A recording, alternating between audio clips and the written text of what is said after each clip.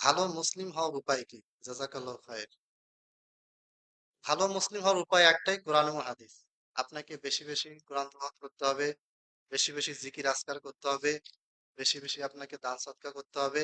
রাসূল সাল্লাল্লাহু আলাইহি ওয়াসাল্লাম 24টা ঘন্টায় যে আমলগুলি করেছেন, ফজর থেকে নিয়ে রাতে ঘুমানো পর্যন্ত এই আমলগুলি করবেন। এটা হচ্ছে ভালো মুসলিম হওয়ার উপায়, একমাত্র উপায়।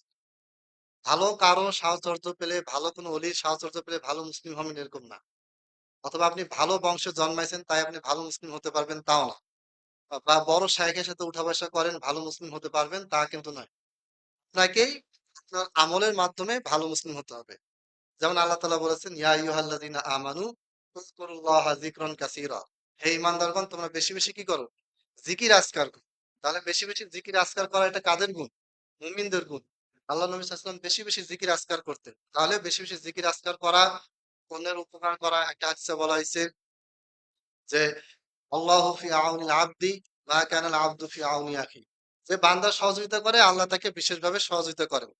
তার মানে বান্দাকে সহযোগিতা করা, কেউ বিপদে পড়লে তাকে সাহায্য করা, গরিব কাউকে সাহায্য করা, এইরকম যতগুলি ইবাদত আছে, ভালো কাজ আছে। ব্যবসা বাণিজ্যে অসৎভাবে ব্যবসা বাণিজ্য না করে সৎভাবে ব্যবসা করা, সুদ থেকে বেঁচে থাকা, ঘুষ থেকে বেঁচে থাকা, মানুষকে গালিগালাজ না করা, মানুষের সম্পদ আত্মসাৎ করা, প্রয়োজনে ঝগড়া থেকে বাঁচার জন্য নিজের জায়গা থেকে ২-১ ইঞ্চি ছেড়ে দেওয়া, যা কিছু আছে শুধুমাত্র আল্লাহ এবং রাসূলের সন্তুষ্টির জন্য সবসময় প্রতিটা মুহূর্তে জিকির আজকার ইবাদত বন্দেগীর ভিতরে থাকা, যাবতীয় হারাম থেকে বেঁচে থাকা, শিরক থেকে বেঁচে থাকা, বেদাত থেকে বেঁচে থাকা, মিথ্যা থেকে বেঁচে থাকা, এগুলি করলে ইনশাআল্লাহ আপনি আমি ভালো মুসলিম হতে পারবো।